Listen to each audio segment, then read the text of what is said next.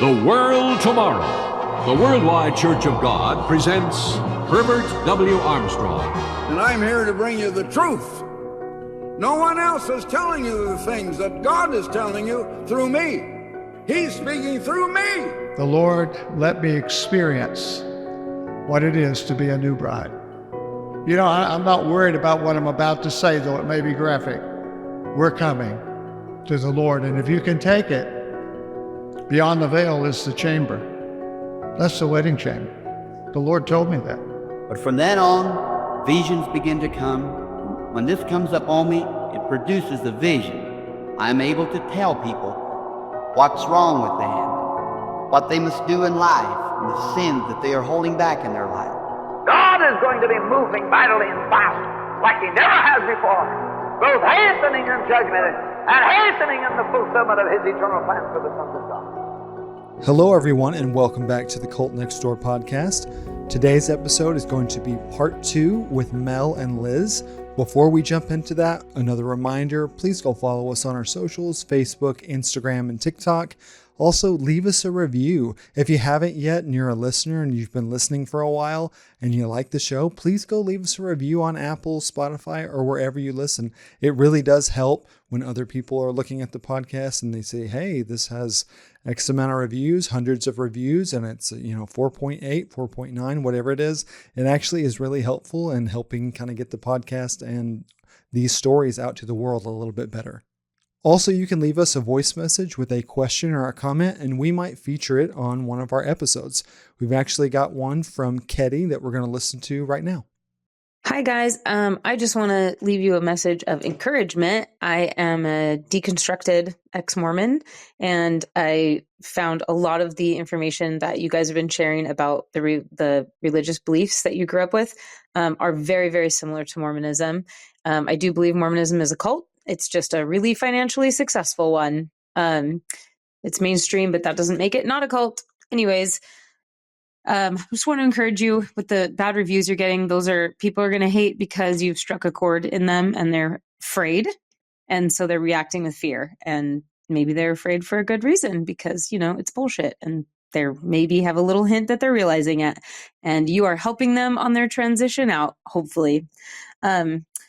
I think you're doing a great job, and it's just really exciting to hear you share with other people and for other people to then come on and say, like, you've helped them. The more people we can help deconstruct, the better. I think the better our world will be when everybody is living for themselves and living for the current consequences here in real life instead of some mystical fantasy elsewhere. Anyways, great job. Really like what you guys are doing, and I hope it just reaches as many people as possible. Congratulations. Ketty, thank you so much for leaving that voice message and for the words of encouragement. So, listener, if you would like to leave a voice message, you can find the link for that on our Instagram bio or at the top of the episode description for the episode that you are listening to right now. Before we move on to the episode, want to do our Double Portion Club shout-outs. Shanda and Chase, Heather Bartlett, Carla, Julia B., thank you all very much for being supporters of the podcast. Listeners, if you would also like to support the podcast, it's $10 a month to get ad-free episodes and a shout-out, or you can do $5 a month to support the work, and you'll get ad-free episodes, and we'll send you a really cool holographic Cult Next Door sticker. So let's jump into part 2 with Mel and Liz. Yeah, that kind of reminds me. I don't know if you guys have listened to this episode yet. I think we had a couple with our friend Sandy, and he kind of talked about like the suffering part being so foreign to him from where he came from and really hating that, because it was basically just the message was like, everything sucks. It's gonna suck. That's good. You want it to suck. And he's like, does it have to suck? Does it have to be total shit? Right, exactly. And that's honestly been one of the things that because I was so bought in, like I've struggled with as an adult is like, if I'm enjoying it, if I like it, I'm like, it's gotta be wrong. Something's gotta be wrong with this. Yeah. I'm not suffering. Yeah. Sinful pleasure. What? Right, exactly. Exactly.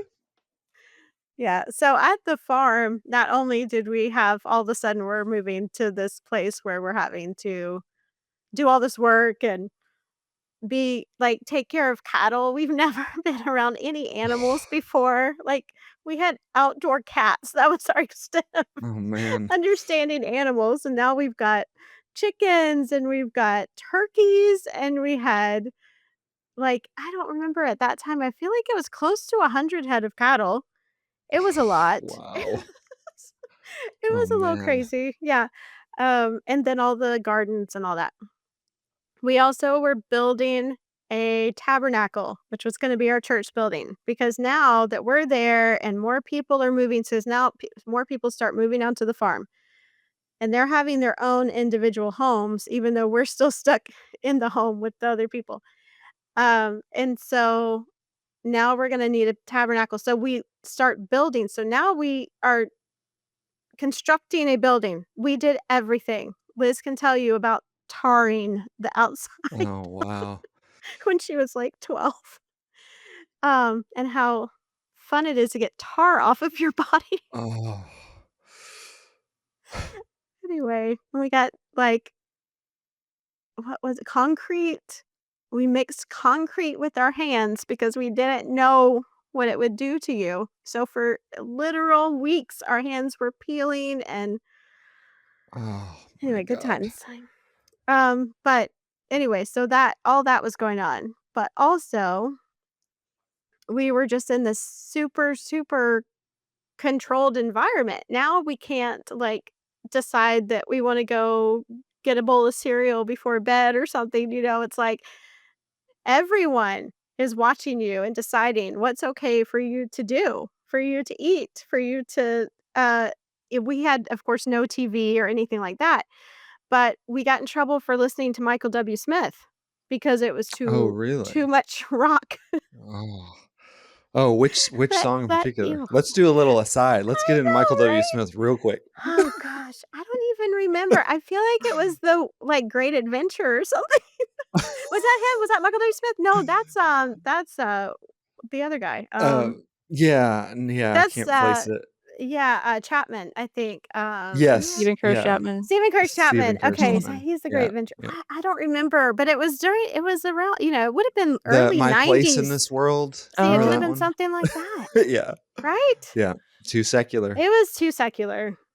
They heard it through our bedroom because underneath our little apartment complex, and I mean, our little apartment that we made was over this big garage. Well, someone was down in the garage working, and they heard the boom, boom up above them Okay. from the Michael W. Smith That's CD amazing. that we had, or tape. It would have been a tape even. I don't even think Yeah. we had CDs. Oh, man.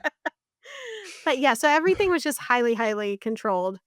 And during this time, like right after we moved there, we had our little mini convention that we had for people in that area. So it was like people from South Carolina, North Carolina, and they all came um to our little mini convention that we had. Well, there was someone who came that was a single guy. He was 20 at the time. He had just turned 20, and he was in the Army and stationed at Fort Bragg, which is very close to where the farm was. And so he came to the convention, and his family was loosely involved with the move. And so he had found out about our place through a series of things through his parents. And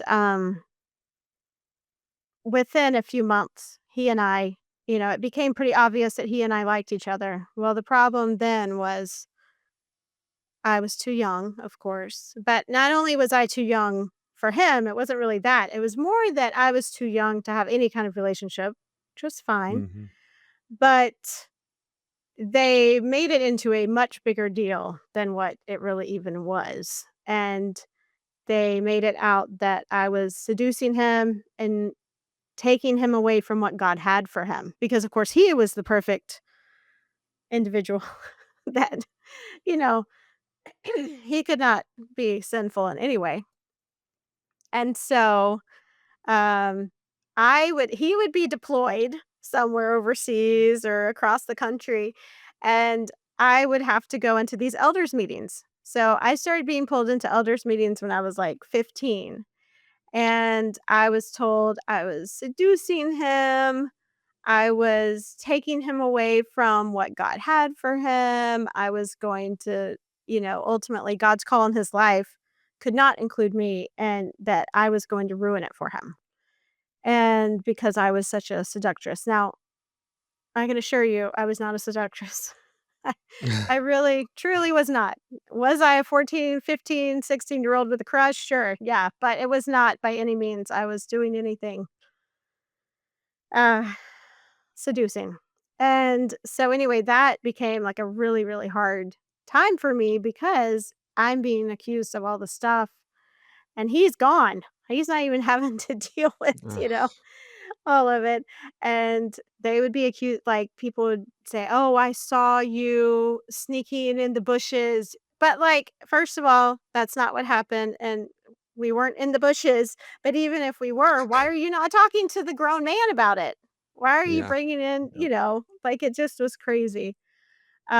So by the time that I'm around 15 and a half, 16 at this point, and this is when I was 15 is when I wanted to go to Canada because I just wanted to get away from all of the stuff, and just think, well, at least that way I'm not with him, so I can't get accused of doing bad, wrong things. And that's when the words came back that I was not supposed to go to Canada. So I stayed there with my family. And then by the time I was 16, they pretty much were telling my parents, "You're doing a bad job of parenting. We don't approve of how you're doing this. And so we're just kind of take over for you and Ooh, strip away your rights as a parent." And so at that time, my parents were both elders and pretty quickly got excused from being elders because there were wow. too many uh, issues. And then my dad was always the one who led praise. Well, he wasn't gonna be able to do that anymore because they felt like he was in a, not in the right place with the Lord because he was not handling his family in the proper way. And by the time I was 16 and a half is when we decided to leave. So, Liz, do you wanna add anything before, this time, like, during our farm time? Um, my experience at the farm was a little different than Mel's just because I did not wanna go at all when we left. I quite enjoyed our life at home, and I think stemming from when we were children, when I was 6 and my parents had made the decision not to protect us in that how we talked earlier, I think I kinda separate. I remember at 7 feeling very much like, "All right, no one's protecting me. I gotta take care of myself," and really, like, kind of separating myself from my parents mentally and emotionally. So I think that kind of started me questioning them and their decisions even at a very young age. So I did not at all approve of the decision to move to the farm. I felt like it was taking away any normalcy of life that we had, and I actually I was in dance and horseback riding and, I didn't have friends really, but I had things going on, and so I was really upset about it. However, when we got to the farm, I am also just naturally, like, love working. I'm just a hard worker and enjoy, like, constantly moving and having something to do, so I ended up being, like, a great worker on the farm, and all of these single women who were running things, um, just took to me and liked me, and I was, like, kind of the golden child, could do no wrong. Not, like, to my parents at all, but to the people that were leading things. Um, and so my experience at the farm was not super negative because I went through teenagehood and a lot of the same kind of things that, like, we couldn't shell peas in the air conditioning, we couldn't listen to our music, we could only listen to tapes of previous conventions and praise and worship, and, Ugh, like, there's a lot of those kind of things that were, like, awful, but my day to day, I wasn't getting questioned, and they weren't trying to, like, control me because I was doing whatever everybody wanted me to do. I was working all the time and I was very agreeable.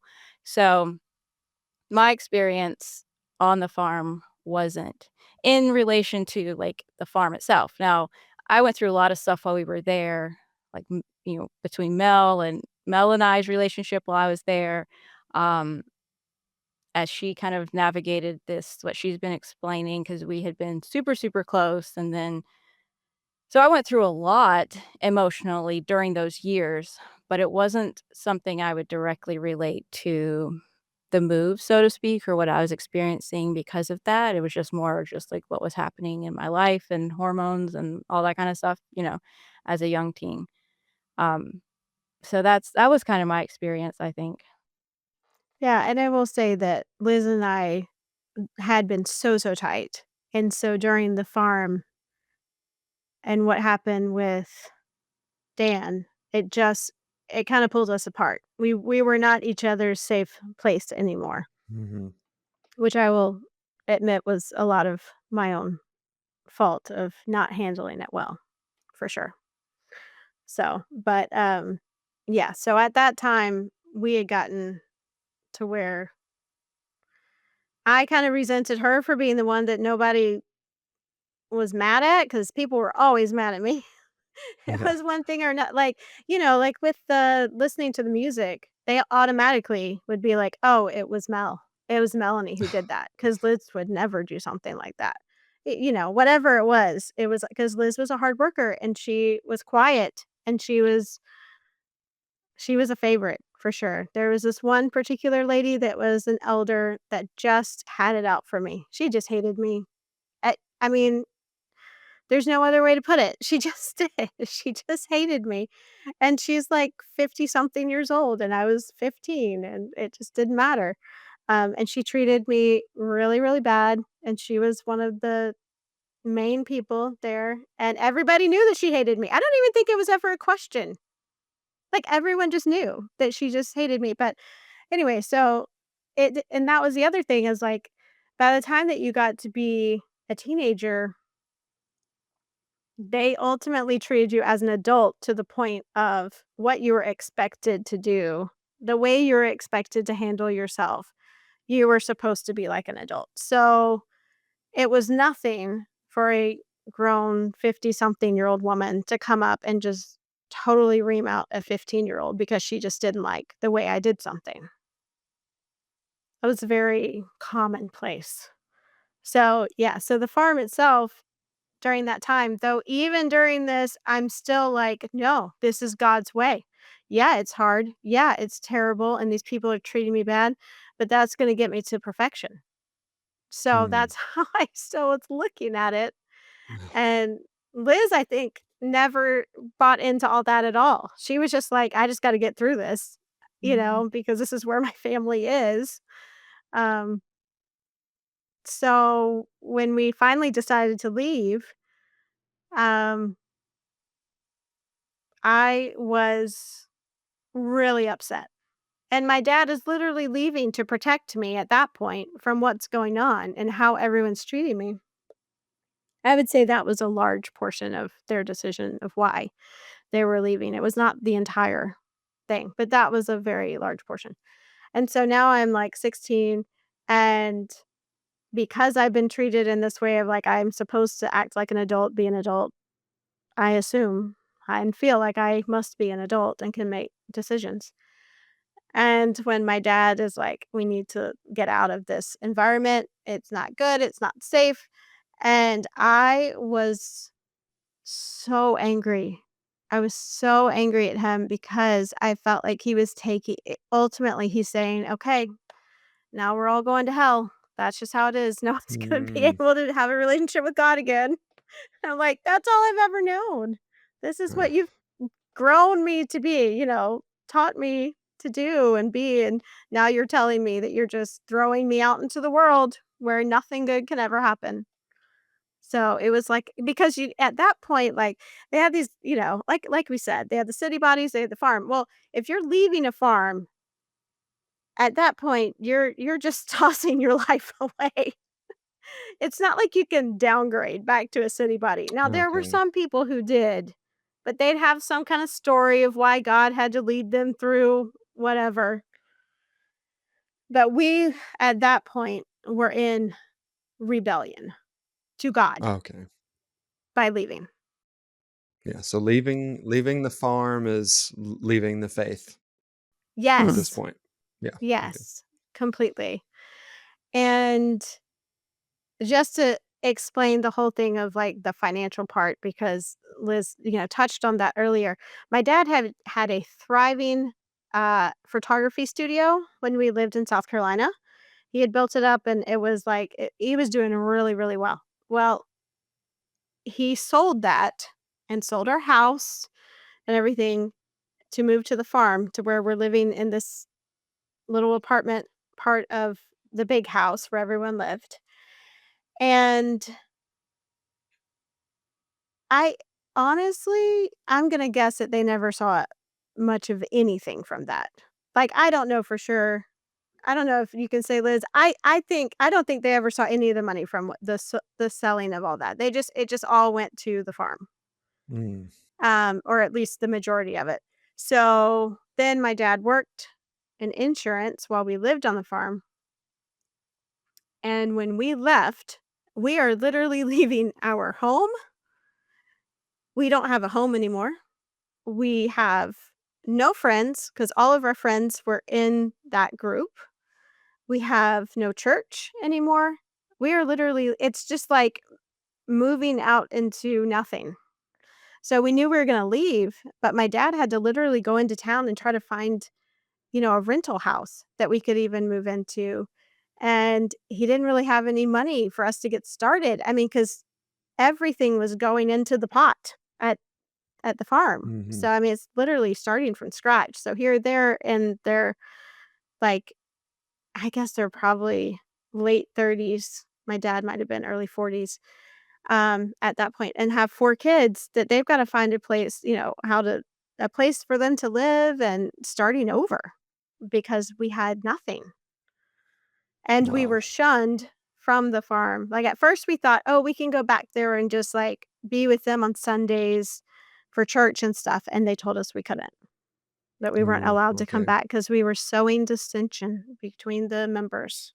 Because they thought that we were trying to pull other people to go with us and leave Yeah. the farm too, which we were not by any means, but Liz, you wanna go into anything about how that time was for you?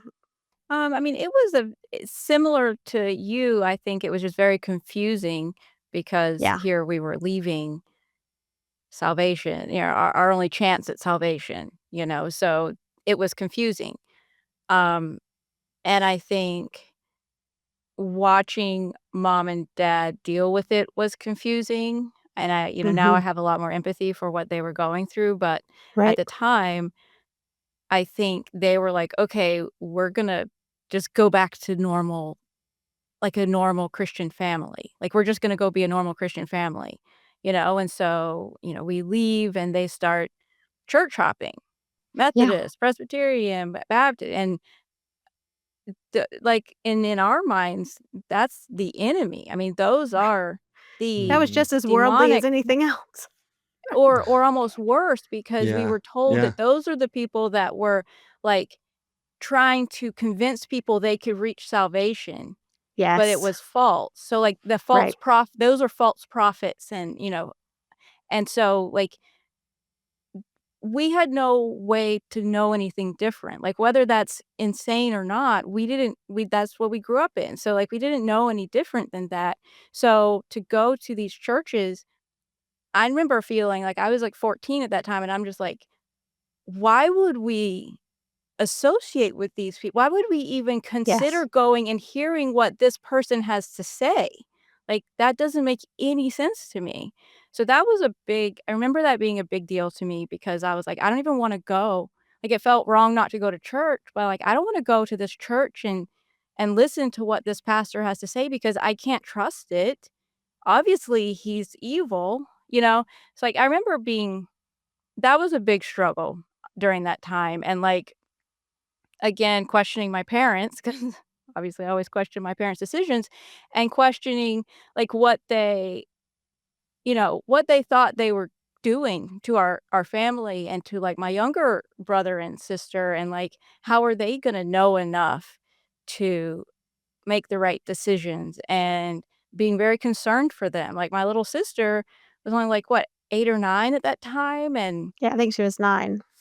and she was like, I don't know, I just remember being concerned for them and their faith, and I not agreeing with my parents' decisions, not understanding, because my parents, they're never been good communicators anyway, but they didn't really communicate why we were leaving or what was happening. It was just sort of we knew enough of what was going on to be like, "Okay, this must have been the straw that broke the camel's back," but it was never Yeah. Mhm. told like, "Hey, guys, this is what's happened. We really feel, we're choosing our family over the farm," or something. That never happened. There was no explanation. It was just like in the, under the cloak of darkness, we're escaping to this, And it um did feel that way. It literally was like we told everyone and we left the next day. yeah. Oh, wow.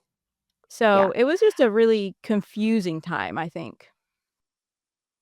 it was. It was very confusing. And they also didn't get, like, dreams or visions for this. There was no word of knowledge, which was also Wow. confusing because we were like, "Wait, I thought you had to have that for everything."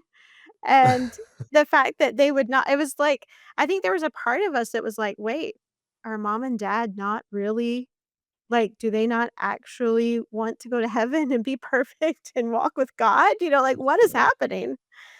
It Yeah, it felt very strange. Yeah, I can't imagine what that scenario would be like to where, because when my family left worldwide, like, I don't Yeah, remember that. I've right. heard about it, but I know Ashley remembers that process, but, like, for me, like, thinking about, like, my parents leaving this group that we were taught, like, "No, this is it." It's like, "But you said this is it. Where are we Right, going?" Like, what could exactly. possibly be different? And then to your point too, when you were talking about, like, other churches, I would agree with you that it was almost looked at as other churches were worse than if you were just, like, an outright atheist, because Right, that is a perversion. Like, it's a right. perversion of the truth, which is worse. Like, I think my dad would always say something to the effect, an illustration of, like, having Kool-Aid, or having, iced tea with a little strychnine in it is worse than it just being like, here's the bottle, this is poison, I'm telling you. Like, that's worse because it's this perversion of a good thing that Mhm. leads you astray type thing. It's not outright bad like atheism is like, well, obviously that's not true.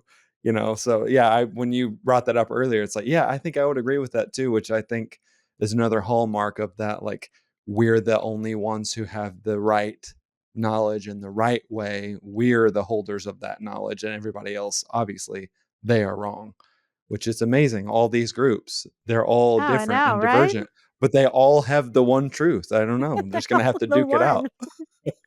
Yeah. Yeah, and one of the things that happened during our time at the farm is that we had been really close to our cousins. We had some cousins that were the same ages as Liz and I. And so we would, like, go and spend, like, you know, times during the summer with them and things when we were growing up. And then we also had grandparents and, different things, people that were in our life when beforehand. Then we moved to the farm, and they're not completely taken out of our life, but I think because of the teaching and it had gotten so intense at that point with the whole, like, perversion. So, my cousins that were Baptist, I literally just thought, "I can't be around them anymore." It's just, they're not a good influence on me because of that.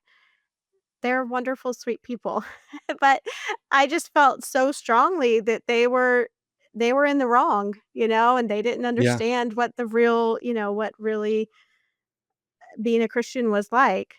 And, we also distanced ourselves from our grandparents. One of our grandmothers actually lived with us, so she came to the farm with us, but the other side of grandparents. And so, once again, when we leave the farm, we now are even more isolated from even them because we had put this wall up between these family members. So now we're like trying to think, okay, well, can we have a relationship with them again? They, of course, thought that we were off of our rockers living on this commune anyway. Um, but, I was like trying to build relationship with outside people as well. Again, it was a very strange, difficult time for sure. I was just going to say, then we ended up in a church that was in some ways beneficial for us to kind of start our healing soon after we left. And that it was just a very slow healing. And I think that what you were kind of pointing out, that's a great way to illustrate kind of the different types of control that can exist, Hmm. because you were not told, "Hey, don't associate." You weren't Right. outright told, "Don't associate with this person." But Yes. being in the group and the brainwashing, for lack of a better term, that occurs, like, you're doing that yourself. It's like that Right. self-auditing that you are doing. It's not someone telling you. So you couldn't say like, "Well, they are controlling me. They told me not to do this or to do this." But by Right. virtue of being in the group, that's what's happening. And I think sometimes Yes. people don't understand that. Like, well, I know, like my dad would say, like, "I don't ever tell anybody, like what to do." It's like, really though? Like, yeah, maybe Right. you don't say, "Don't do this thing," but they know, and everybody knows, like, okay, if you do that thing, the penalty is spiritual death. So it's like, well, Yes. what are you going to do with that then? Like, obviously they're not going to do that thing. You can say like, well, you can do what you want. It's like, but we know better than Mm, that. So I think that helps to right. illustrate, like, it's not always this outright control, and that doesn't make it lesser No. because someone's not directly telling you. I would go out on a limb and say it's actually often worse when it's the indoctrination within, that you're doing it yourself now. Like, that's Well, how and I deep think it gets, that's why it's so hard when you leave to get it out of, Yes, it doesn't just go because away. it does not go away. This is still part of who you are. Yeah. And even though you don't necessarily, even though that's not right, it doesn't just mean that that's not still the first thing that pops in your head. Mhm. Yeah. Yeah, it's nearly impossible to break through all of that. I mean, I've only been out for actually 5 years this month, and there are those Wow. things Yeah. that pop up every day, where you're like, "Wow, Right. I do not agree with that. I don't think that," but there it is. Like, Right. it's just Exactly. for your whole life, like you're not going to flip a switch, No. and get rid of No, that. because we're 30 years out at this point, or Wow. almost 30 years out from when we left the farm, and I still feel like it is a constant part of my life where I'm like, "Wait, is this what I was brainwashed into thinking, or is this actually real and what I think and what I believe?" Yeah. And Yeah. and I think also one of the issues with the way that we got out and the lack of closure, Yes. um, was that and we were teenagers still, older teenagers. It was just sort of like, "Okay, now we gotta pick up the pieces and keep moving and figure life out for ourselves now." Now no one's telling us, Mhm. but we still have this belief. So, honestly, I don't think either of us started working through things until we were much older. I think both of us had Yeah. sort of a epiphany type of moment around 30 for each of us where it was like, "Wait a second. This is, all these issues that I'm having, these thoughts that I'm having, these decisions that I've made over the last 15 years, they all trace back to that." And I think it wasn't until then that we started even us talking about it. Like, we never Right. talked about it. And It then was all of a kind Yeah. of sudden, just we're like like, just behind us, we're not even gonna go there and discuss what happened. which is how our parents still handle it. Wow. Um, which is part of the problem.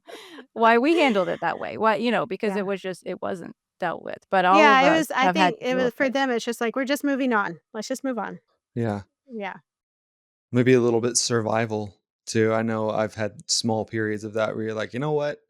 Like, maybe it would be better to work through some of that, but I'm just trying to like mentally stay alive, and that can be tomorrow's problems. And maybe like you extend that out over years and you're like, I'm just staying alive. I'm just surviving. Mhm. That's all. That's all I can do. Yeah. Yeah. Yeah. So interestingly enough, in our story, we leave the farm. we break ties with the farm itself, but for whatever reason, we decide to still stay involved with, like, the conventions and stuff to some degree. We still go to some conventions. Um, and at one of the conventions soon after we left, we were told that, we were like they had a meeting with my parents where the traveling ministry and father ministry tell them that they're in sin and, all that. But still, we go. I don't know. It was weird. It doesn't even make sense. But Was then was the way to was the way to get out of sin to come back to the farm? oh, yeah. Yeah, Yeah, and okay, make things right and, like, Submit. go under the covering of the ministry okay. there and all that, yeah. Um, but we end up in the summer of was it 97? I think it was the summer of 97 is when we go travel around to the farms. Is that right? Okay, so now Well, we you kind of have to tell the story of go ahead. why. Why don't you do that? Yeah, so um so when I was like maybe 12 or 13 at one of the conventions that we went to, one of the farms from Alaska did a slideshow to music that was showing just shots of their farm. And it was very well done, very well produced, put to this music, and this farm uses draft horses for their, like, farming and stuff. So I'm, like, 13, and I watched this video or this slideshow, and it is of the most beautiful place I've ever seen with these draft horses that these young people are riding, and, like, it just looked so idyllic and amazing, and at that point, I'm like, okay, well, if we're gonna be doing this, like, we should be doing it there, because like, I loved horses, and I was just like, "This is amazing." So, at that time, I, like, just fell in love with that place. It's called The Land. It was just one of the farms. I knew nothing about it other than this thing, and I was just like, I have to go there. I have to go there." Now, when all this happened, we're still, like, totally entrenched in, we're still there. So then fast forward to the summer that we left the farm. Melanie was graduating from high school, and our grandmother had made this had said that whenever one of us graduates from high school, we can take a trip. So Mel's trip was to go to Prince Edward Island. So my grandmother, my mother, and Melanie and I, because I was asked to tag along as a companion, flew I to probably Boston. begged that you get to go with us. You probably anyway, it wasn't my jam at all, but we flew to Boston, we did this whole trip, and on when we get back to Boston to fly back home to Atlanta, the airline that we had flown on closed down, like, Like, literally closed declared down that day. like, literally, like, no more flights. So we were stuck, and so my aunt, who flew a lot, had a lot of frequent flyer miles, says, "I'll get you home," and she says, "So it turns out that I can fly you anywhere round trip, and you'll just stop over in Atlanta, and as long as you do the rest of the flight in the next year, you can go anywhere you wanna go in the US." So at, like, 11 o'clock that night, my mother now granted, we've just left, like, we're a month out of leaving the farm, right? My mother says, "Hey, Liz, you still wanna go to Alaska?" And I'm like, "Yeah." So then we booked tickets to Alaska that night Yeah. that we have to use within the next year for the 3 of us. Melanie, myself, and my With mother. the intention that we are going to go visit at least this one farm, if not others. Right. So that's why, like, we never would have just outright bought tickets to go to Alaska. That never would Yeah. have happened. I never would have gone there. But so then the following summer, and now we're like now we've gone through a year of being out. Now we've gone through a year of all of this trauma and progression, and then we go visit And I'm also the now farms. engaged to the guy who was in the army. Okay. So now I'm now engaged to him, and that was not allowed because we didn't walk out a year, which was the whole thing at the Okay. farm, which was a whole ridiculous thing. But you had to walk out a year first before you could get to the point of being engaged. So I was already in sin according to them with that too. But so now we're going on this trip, and mom has now decided that we're gonna go visit not just the land. but we're gonna go to I think we visited, like, 4 different farms. So we're Mhm. gonna go to 4 different farms up in Alaska, and we're really just at their mercy. Like, they have to come pick us up from the airport, they have to transport us to the next farm, which sometimes was literally, like, 6 hours away. Wow. And we're gonna go just stay with them, with whoever has decided to host us, whichever family, and we're gonna just live with them for, like, a few days and then move on to the next one and so forth. So, Liz, you wanna go ahead? Because this is So more your thing. we go to, the first farm, and it is the one of the oldest farms in Alaska. They one of the ones that was, I think, from the '70s. It's really old.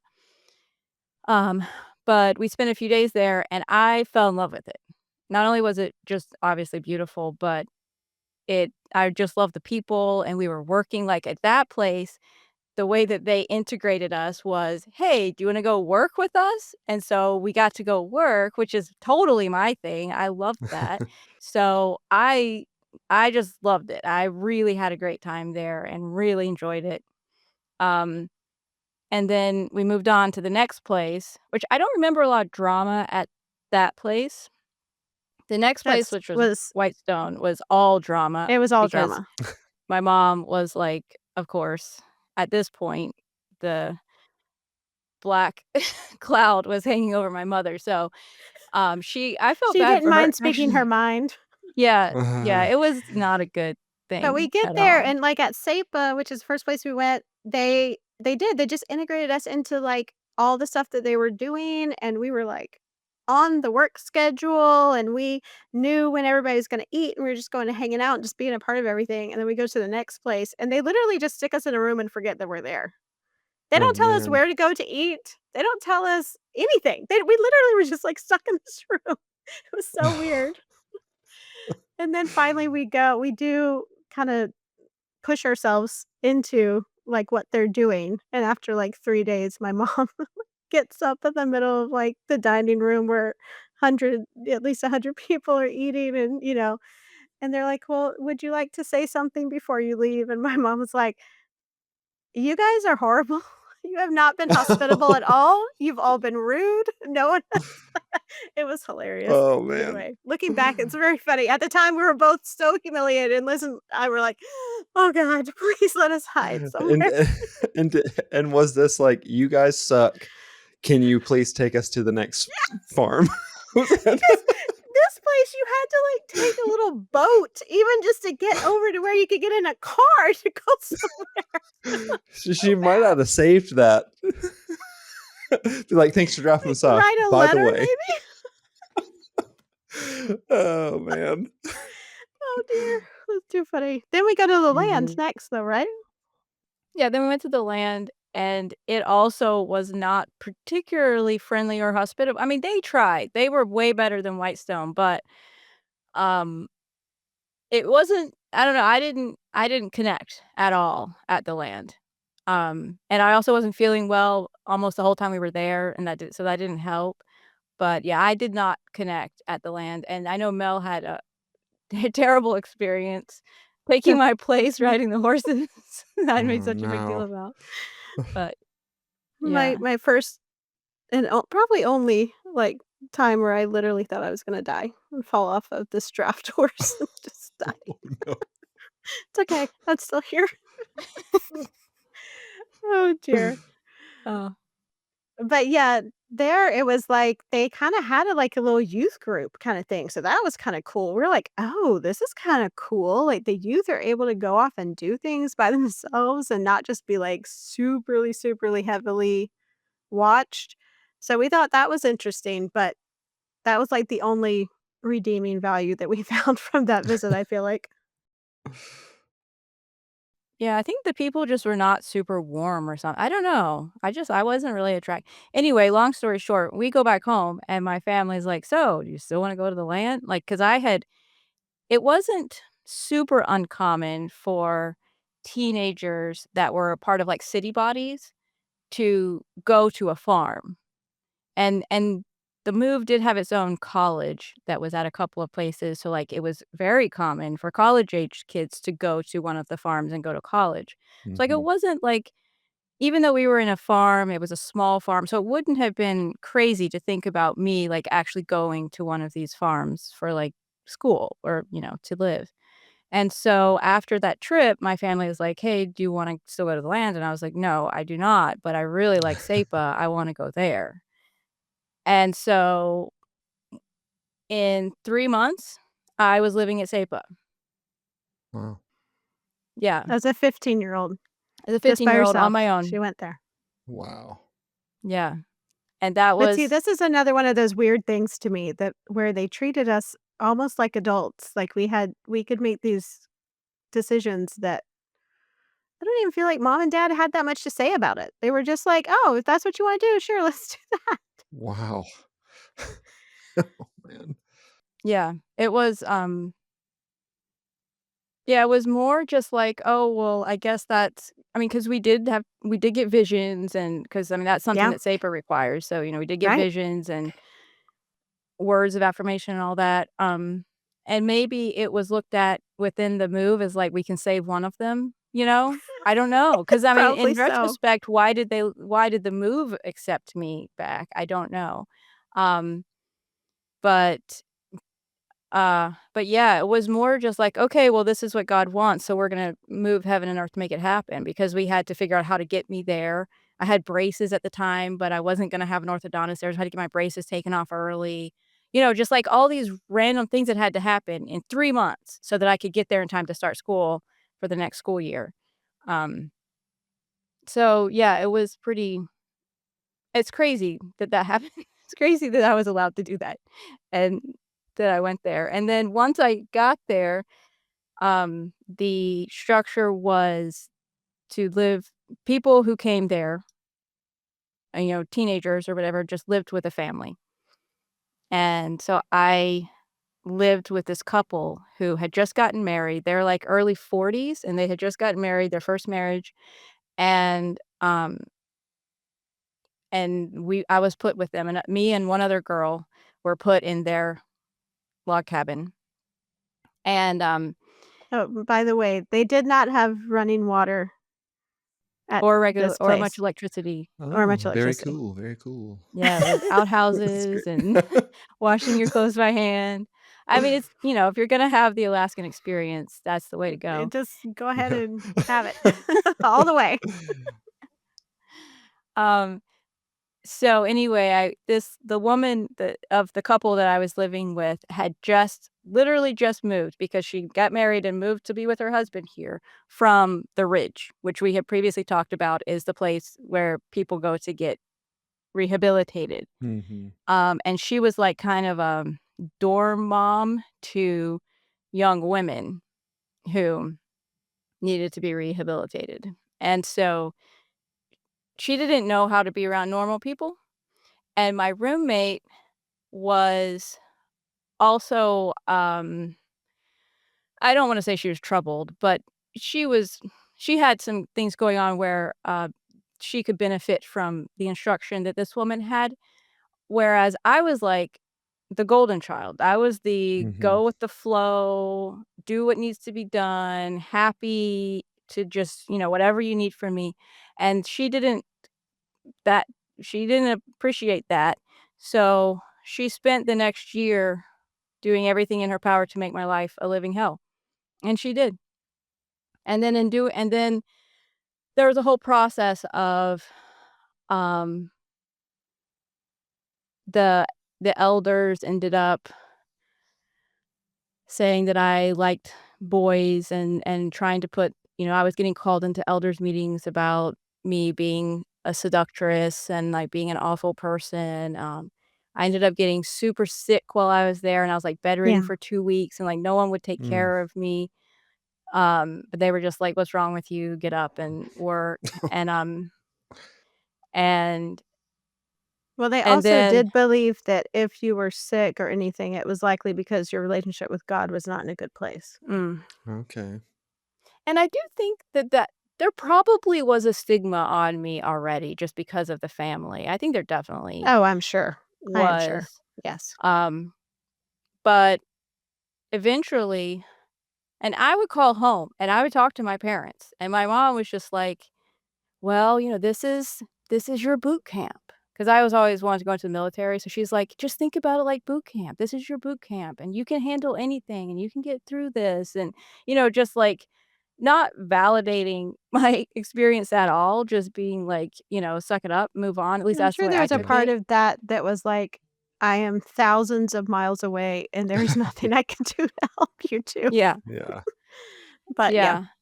But eventually there was I had really gotten to the point where because of the people I lived with, they just ostracized me from everyone. I wasn't really allowed to leave my house other than to school and work, and I really wasn't allowed to have friends or even though, like, Yeah. that kinda was the whole point was have anyway, I really wasn't allowed to, like, communicate with anyone or talk to anyone, but the youth group kind of leader was this guy, and for whatever reason, I was kind of allowed to talk to him.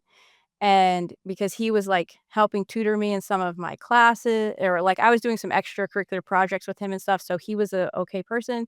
So he and I became close in the sense that I could talk to him, and eventually, they decided that I liked him and that I was trying to seduce him, and so I started getting pulled into meetings about that, and to me, that was, like, the furthest thing. Like, he was twice my age, and like, I never would ever have thought about him that way at all. It was just, like, literally the only person I could talk to, and he was nice to me. So, I was really upset by that, and then there actually was a person that I really liked, and I had told him that, and then he told the elders that. Mm. So then there were restrictions put around the person that I really did like. I wasn't allowed to even go toward near his house, even though his sister was one of my best friends. I, like, had to cut off all of that, like, all communication, basically. I got to a point where it was like I wasn't allowed to do anything or talk to anyone, and if I even looked in the wrong direction literally, they would say, if I walked into the Yep. building and I looked in the direction of one of these men, I was getting pulled into an elders meeting. Mhm. So, just ridiculousness and also completely unfounded, and eventually, I got pretty, like, I don't know what to do, and I guess I was expressing that to my parents. So, at one point, my dad calls me or I yeah, he called me, and, there's only 2 phones in the whole farm, and they were in the tabernacle building, and I think they were connected, so people probably always listened, but anyway, he called, and Probably. I went to the little phone booth, and he was like, "You're coming home," and I was like, "What? What?" Because I still had, like, a month left on my sentence there, and Uh, So I'm like, "No," I was like, "No, I have to finish it," because, that's kinda what had been pounded in, "You just finish it. You can get through it, just finish it." So I'm like, "No, I have to finish it. I have to finish this." And he was like, "No, we need you at home, and, it's there's I don't like how they're treating you and whatever." And he was completely valid and the one time in my life that he, like, stood up for me. And, so so then I had to leave, he's like, "Go get brother Terry," who's, like, one of the top. He's like, "Go get him and put him on the phone." So I had to, like, leave that little phone booth and go in the middle of a meal where everyone's eating and go tell brother Terry. And then he goes in there and talks to my dad, and then he comes out, like, very angrily comes out to my table and it's like, "We need to talk after you finish eating." So then I get pulled start so then it's like 2 weeks before I'm leaving. So then it is every single day, multiple times. I'm in meetings, constant meetings of like, "Why are you leaving? What did he say? What are you gonna say? What have you told them?" Like, just all this stuff, and I'm, like, just an innocent, shy I was 16 at this point, but still, like, no, I was not the strong-willed, outspoken person that my No. sister was. I was not that person. So I'm just like, "I don't know what to say." And, and then that just kept going, and eventually, I was honest with one of the leaders, and a couple of the younger people about what was actually happening at the house that I lived in, and the one leader did say, he was like, "Yeah, in retrospect, we never should have put anyone with them, and they were not ready to be, you know, a head of a household, family, and whatever." So he did kind of apologize, which was nice. But, because my experience was 150% different than every other girl who was there as a transplant, like, everyone else who was there, because I knew them. There was probably 4 other girls there, other than me, living in other houses. They did not have this negative experience. This was just Yeah. I was targeted. And so then I left, and then right after I left, we went to a convention, um, and the father ministry who were over that farm. So, like, their father ministry who lived there, and they're kinda, like, over that farm, but they were traveling for months, so they hadn't been there when all of this stuff was going down over, like, the previous 3 months. Um, they asked to speak with me at the convention. So I went and had a sit down with them, and they were like, "We just want you to know that that youth pastor had gone to the elders and said that he was interested in you, and that's why that all happened." But I didn't know that. Like, he didn't tell me. No one else told me. They just started telling me that I was seducing him, and I'm like, "I'm not seducing him." So I was really, really grateful. I don't know why they were super sweet people, so I was really grateful that they told me that because I was so confused. I was like, "What have I done?" To I had never experienced anything like that in my whole life where people were just out to get me and making up lies about me and, you know, turning me into the villain when I hadn't done anything. And so I was really confused, and it doesn't explain the lady that I lived with and how she treated me, but at least I kind of had a window into what started that whole thing when all of the elders became against me and everyone was calling me like this evil person and like I just couldn't figure it out. So it was nice to kind of have that knowledge, and I think it provided a little bit of closure of that for me. Um, but yeah, so then I like technically was the last one of our family to officially leave, I guess. In 1998 was when I finally Wow. came home from And Alaska. it was once again against your will and not a choice that you were making. True. Yeah. Wow. Yeah, it wasn't. But yeah, but I don't think I resented anyone for that. I was upset about not finishing a job that I'd Right. started, but none of it was ever I was never bought in Right. to the religion of it. I was never bought into this is the answer or this is my salvation. I didn't know any better, but I also was never bought into it. I Mhm. questioned everything about it. It never felt right to me. None of it felt right to me. So then when I was like just attacked the way I was when I was in Alaska, I was like, okay, this isn't good. I don't want to be a part of this. So I don't know. It wasn't like a religious crisis for me to leave, and I had already spent that year away from the farm, so I Right. don't know, it didn't feel it didn't feel super confusing, I guess, at that point. It was just like I don't know, I think I was in denial for a while. It was just kind of a whirlwind of what just happened. It was just like all of a Yeah. sudden I went from living with my parents to living in Alaska, like, all of a sudden. And then all of this happened, and then I'm home, and it's like, "Wait, this is just a bad dream," Wow. you know? So it was and I still don't know that I've processed that part of all of this. I don't it's something I just kind of locked away, and I just don't, I don't go there in my mind. And also because I was the only one, like, there's no one to talk about it with Right. because no one else experienced it with me. So I Yeah. can't like, with everything else, I can talk to my family, but no one else was there to experience it, so it just feels a bit like a black hole in my life. Yeah. This weird experience. If you like this episode, please go leave us a 5-star rating and review wherever that is. If it's Apple, Spotify, or another service, it's really helpful. And don't forget to subscribe so that you can get notified when we have new episodes and updates and things like that. Thanks, and we'll talk to you all again next week.